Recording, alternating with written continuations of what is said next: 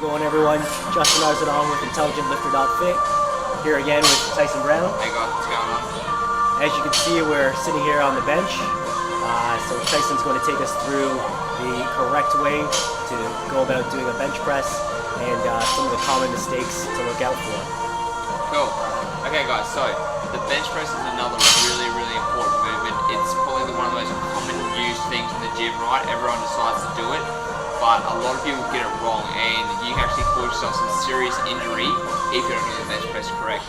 So today I want to show you guys how to do the bench press correctly, obviously, but also things you need to avoid when you're doing it.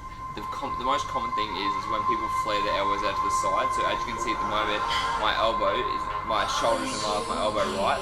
But what you want to focus on is actually tucking in those elbows. So you're going to avoid shoulder impingement. You're going to avoid stretching that too far back, and you're actually going to engage your triceps more and your chest muscles. So as opposed to, you see people doing like this, tuck it in, shoulder blades back. And I'm going to show you how you guys can actually do that. So the first thing we always do when we set up is you always want to focus on pulling the shoulder blades back. So a lot of people when they bench, they try and have a flat back. As you can see, they try and get their whole back flat and their shoulders are going to be forward. Now that's not going to be the best position because it's not going to be your most stretch. That's not going to be the best thing for you to get the most powerful position. So always when I set up, make sure your feet are planted in the ground, somewhere where you're not going to let them kick all over the place. Laying back. And what I always like to do is grab the bar just outside the shoulder width apart, and I'll pinch my shoulder blades back. So retracting the shoulder blades, my chest is going to stick out a little bit more. I'm going to have a little bit of an arch in my back, nothing too excessive, and my bump's going to stay on the ground. So now that I've got this position, I'm going to push the bar up and bring it out over my chest, bring it down and touch. As you can see, my elbows are tucked in and not flared out.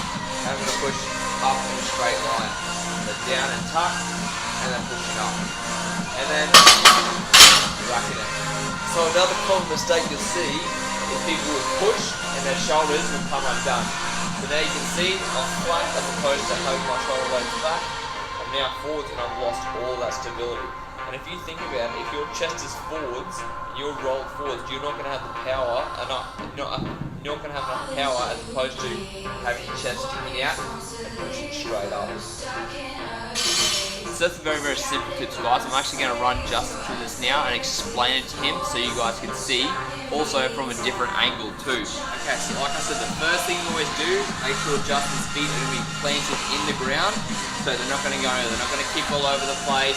Because when you think about it, if your body is nice and planted firmly in the ground, you're one solid machine. You're not all over the place and you don't have so this is going to be nice and stable, everything's going to be nice. So laying back, Justin. Grabbing the bar just outside the shoulder width apart.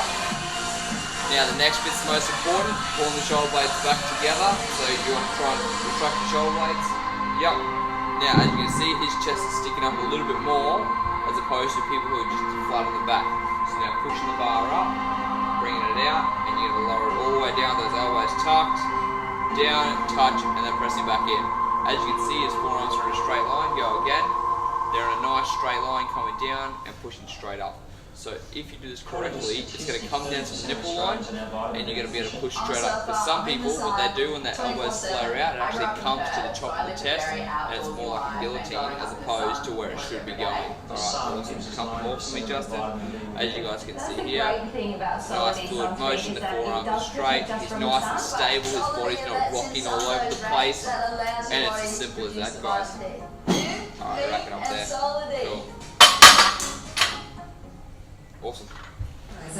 So give those couple of things a try, guys. You know, very simple. Start off with trying to retract the shoulder blades first and keep your feet planted. They're the two of the things I see the biggest common mistake for. Excellent. Well, thank you very much, Tyson. No worries.